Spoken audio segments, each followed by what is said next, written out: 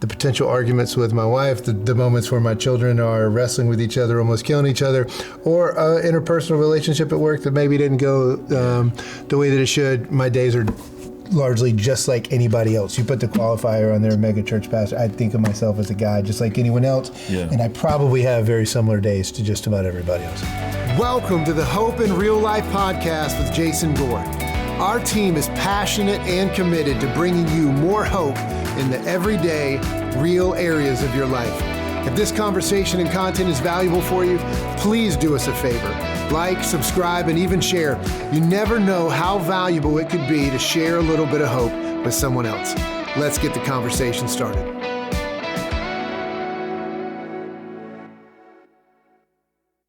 Welcome. Good afternoon, good evening. What is going on? Welcome to another edition of Hope in Real Life. Hope in Real Life. With Jason Gore. I'm Wade Harris. We are glad that you have joined us today. Jason, this might be the most excited episode I've had for Hope in Real Life. Okay. All right. Because these are all listener-generated questions today. We shouldn't let them know. You don't say that every episode. I don't. I love all of our episodes. Let's be very clear about that. But I do think it's extra special when you get an opportunity for the listeners to say, hey, we want to hear you guys talk about this. Right. And so I think people had some really good questions for you. I took a sneak peek at them, but I thought, you know what, maybe these are better just to answer off the cuff. That way I don't have a tendency to make something up, and plan something out. That's fair. I'll start with this one. This is, I think, something a lot of people just wonder about. Hey, before you ask. Okay.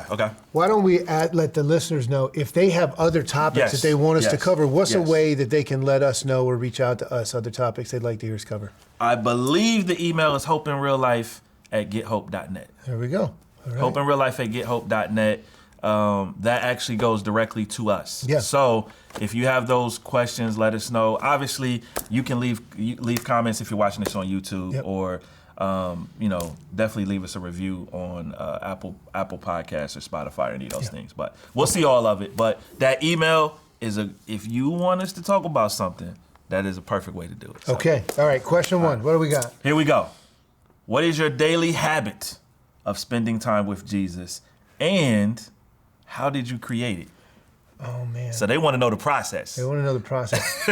Man, the process has been trial and error and try to be disciplined enough to stick to something and then fail and then try to be disciplined and fail.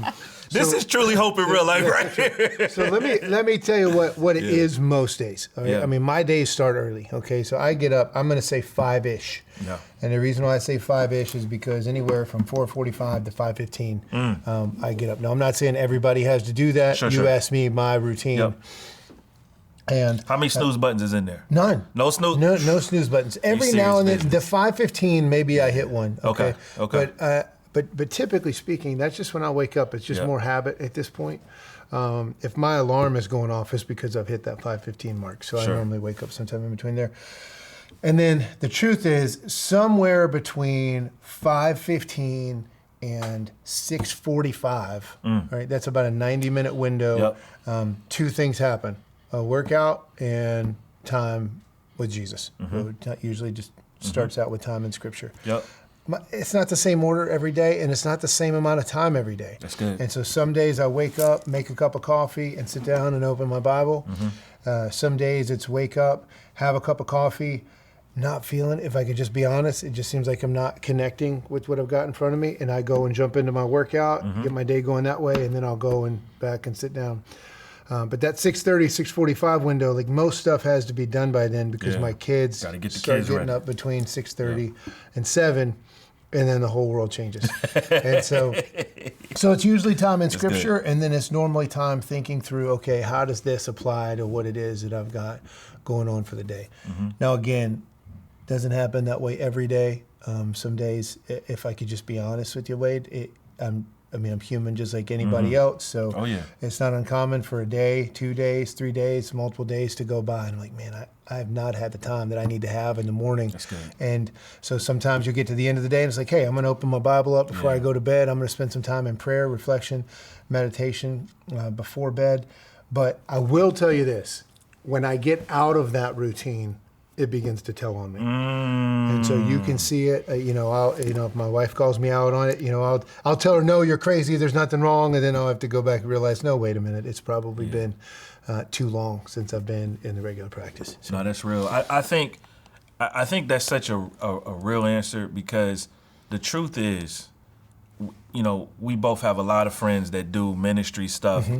So many people struggle with that routine part. And I think for the average Christian, or maybe even non-Christian, they think, oh, I gotta be this perfect da-da-da-da-da-da, and none of us are that. Yeah. You know what I mean? Yeah, my hope is that most people are more perfect at it than I am. That would be my hope. It's good. Yeah. It's good. Okay, so piggybacking on that, this was another question just around your routine. What is your day-to-day life as, and I know you hate this term, mega church pastor?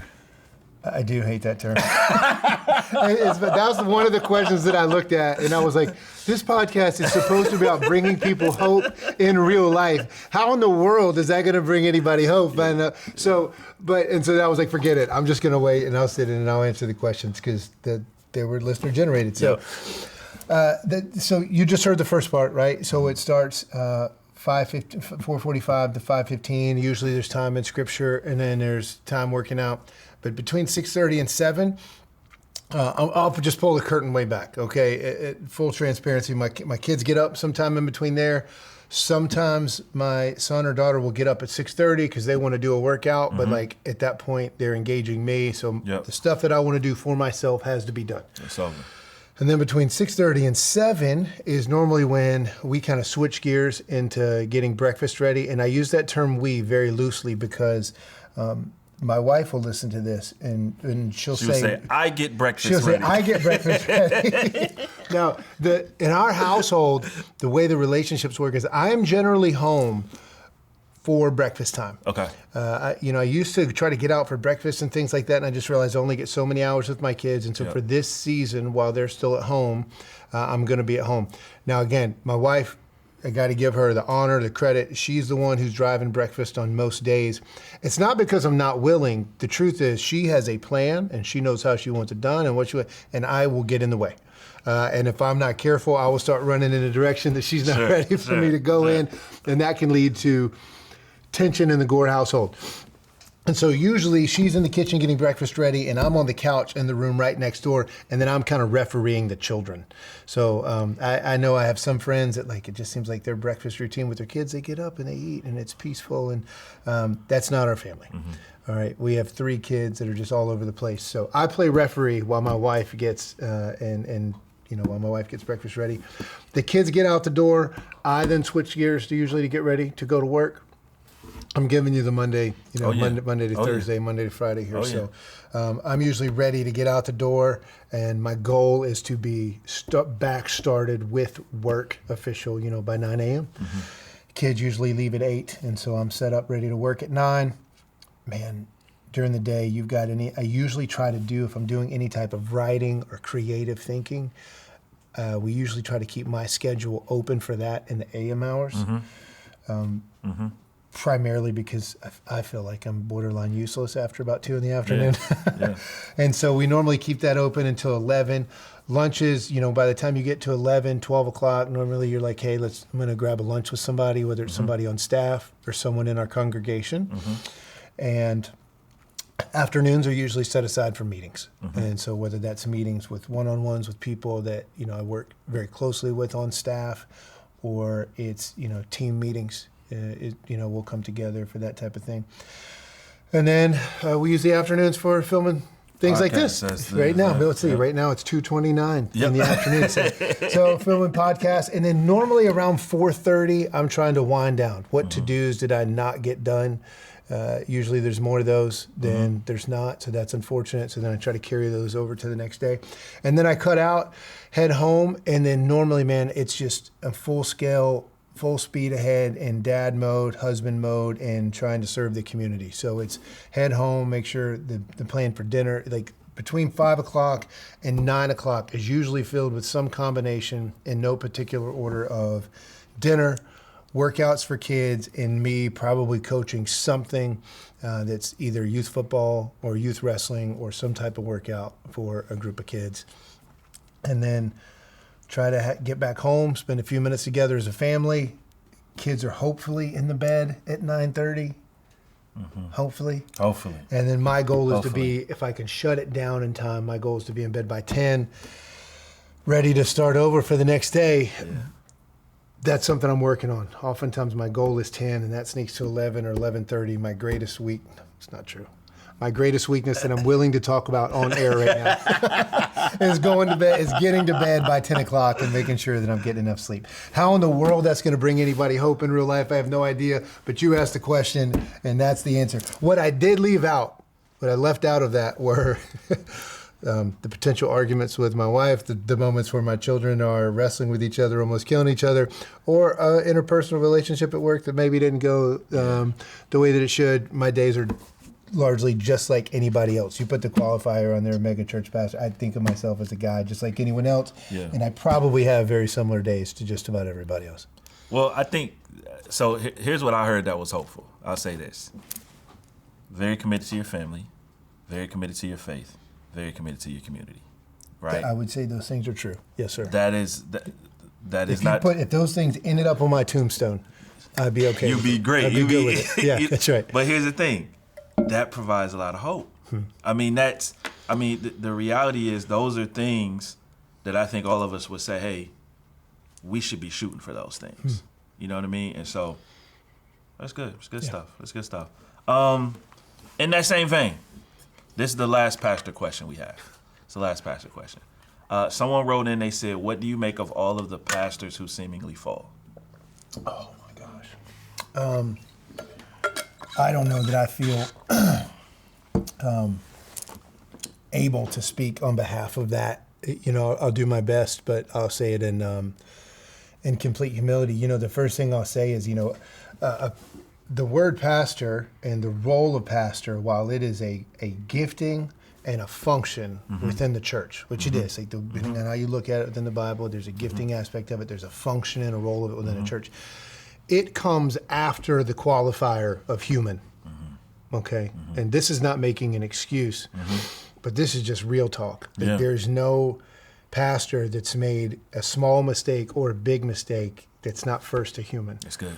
And so that's what I make of it. I make of it that they're humans. And the reason why I think that's important for me and for you and for other people, especially that work in ministry, is because if you start looking to other things as the reason why, or to make something of something that's not that, you will lose sight of the fact that you're probably not that far away from that yourself. That's good. And that's good.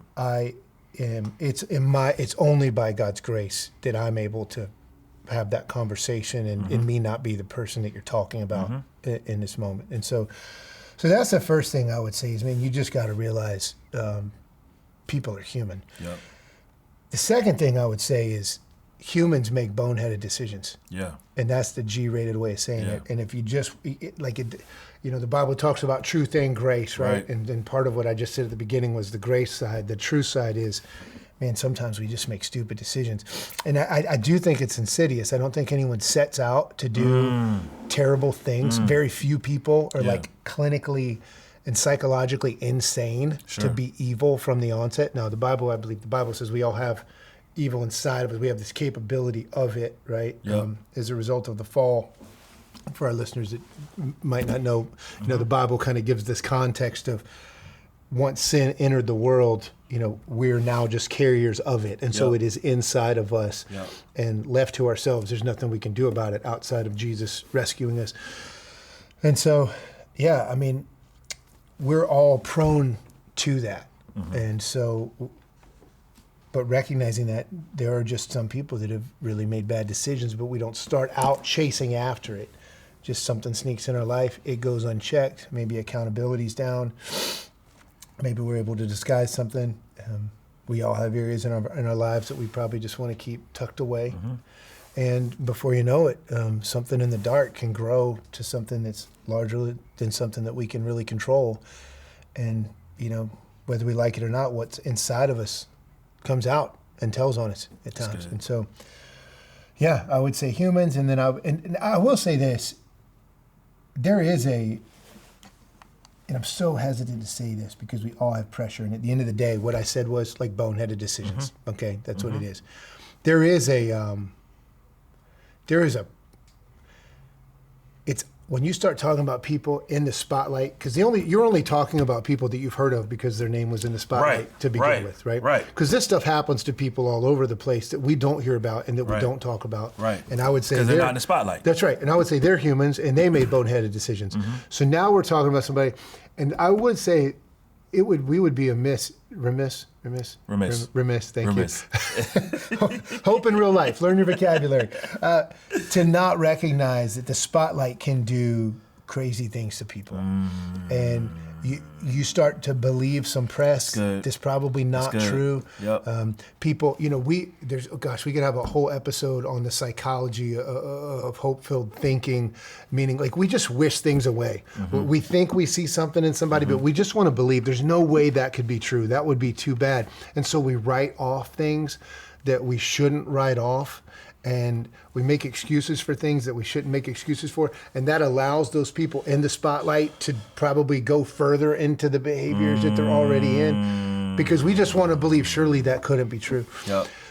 And so, and not to mention like I said, the tendency to believe your own press. And so, I mean, that's why we are kind of have a little different model of leadership at Hope right now. And it's because I just think we've seen, I don't believe that man is really made to carry anything that remotely models the glory that only God should carry.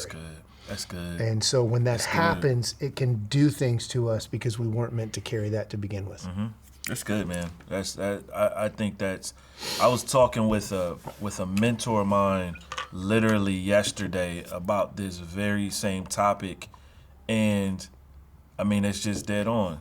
The weight, the decisions we make, all of that stuff, man, is good. Here's one, man. Obviously we've spent a lot of time talking about mental health a little bit. I think one aspect we probably haven't quite tackled yet on the podcast, but is grief. Yeah. And someone just asked, how have you managed grief? And I may even just take it a step further. If you even want to talk about something that you've maybe grieved about recently that may help people who are going through it as well. Yeah. We'll see if I am willing to bring anything out on this one. So the question is initially, how do you manage grief? Yeah. I think first and foremost, you got to realize, and this is coming from someone, Wade, who I have gone through. Some really challenging things. And I believe that God has allowed me to do that. Honestly, on one hand, to keep a level of humility in place, and that's not me saying, "Oh, listen to me, I'm so humble." It's just when you realize your own brokenness and the brokenness around you, and you can't escape that. It's kind of hard to believe too much about yourself more than you should to some degree. It also allows you to connect with the downtrodden and those that are struggling with hope. And it's part of why this podcast is such a big deal to me, is because I've experienced it firsthand and I know the need for hope in our everyday life. That's good. So, how do you cope? I think one thing I've learned is you have to expect it. You have to know that this life is not going to be perfect. It's going to be challenging. So you're saying at some point we're going to get it. Yes. I mean, life is so much about expectations. And if you have an expectation that everything is going to be perfect, you are going to be let down. If my wife has an expectation that I'm not going to let her down, but she would say the same thing, right? And so you've got to know. I mean, and again, the Bible says, Jesus says in the Bible, in this life you will face trials. He doesn't say if you face trials, you will face trials. And so the first thing is you just have to know hard times are going to come. It's a part of life. The second side is you have to believe that the trial that you're going through is something that is going to make you stronger. And not just something that you can get through. Like I've heard some people say, like, hey, you can get through this, you can hang on. For me, that would not have been enough. Because there were days where I'm like, I don't know if I can. But if you have this intrinsic belief inside of you that this will make you stronger, you know, James chapter 1, 2, 3, and 4 says, consider it joy when you face trials. And that's just not a command, consider it joy. It's because there's this belief that the perseverance through this will develop your faith. It will strengthen you. You will be stronger on the other side, which is really this resilience factor. So you have to know on the other side. Now, true grief really points to being at a place to where you are so out of control emotionally. And I'm trying to use as much layman's terms as I possibly can. I'm trying to talk in terms of feelings because that's probably where some of our listeners would be. We can get so out of control emotionally that we can't emotionally believe that that could be true. And so it's in those moments where you have to just be able to, there's two things that I would say. One, you have to surround yourself with people that will remind you of the truth. The tendency in those moments is to just pull inward and to be secluded and keep it to yourself. And man, you can get to some dark places. And I say that firsthand. I mean, you saying you've been there. I've been there. Yeah. And the second is you have to have, and you know, we've done an episode on mental toughness, but you have to fight to talk to yourself and to tell yourself, I know I don't feel this way, but I know that this is the truth. That's good. That's good. So that's good. So that's me. The other things I would say, just flat out, if you're really going through grief, you probably need to go and see a therapist. You probably need to see a counselor. There's a friend of mine, Lance Crump, had something on Instagram just the other day about how it's time to flip the script. Like as men, it used to be, no, we're tough enough, we can deal with it. Maybe it's time to flip the script and say, as men, we're tough enough to admit, like, we actually need some help. Yes. And so I would tell you, I can tell you my counselor's name, like you need to be able to see a therapist. And then the other things you got to watch. Here's the other thing the only other thing, and I know this is a long answer, this is a big deal. The temptation is to turn to other things and to write it off. And I'm going to tell you, alcohol. Okay. Other things that give us the illusion of control, anything that gives us the illusion of control, maybe our work, for some it could be a porn addiction, but anything that gives us that illusion of control or separates us from our feelings. And that alcohol thing, man, that's something, and again, you want to talk insidious. It does so many terrible things to our body, and I'm not talking about the occasional drink here, like to each his own, that's for our listener, but I'm talking about the I can't wait to get home to numb this pain. If you get there, that is not a great coping mechanism. It's not a healthy coping mechanism for grief long term. Yeah, that's good. That's good. That's so helpful. Man, kind of being in that similar vein. These are some tough questions. I'm trying to find an easy one for you. Are we at a play? Is this a look? Do we break this up? Is this 2 episodes? It might be because we got a few on this list. So if you've got a big question, maybe we tell the listeners you're gonna have to check out the next episode. They're gonna have to check it. You know what? Let's do that. You guys check out the next episode, Hope in Real Life, because we got a few of these coming up. Thank you guys for tuning in. See you on the next one. Thanks for tuning in to this episode of the Hope in Real Life podcast. If this content was valuable for you, don't forget, like, subscribe, share. You never know how important it could be to bring a little hope into someone else's life.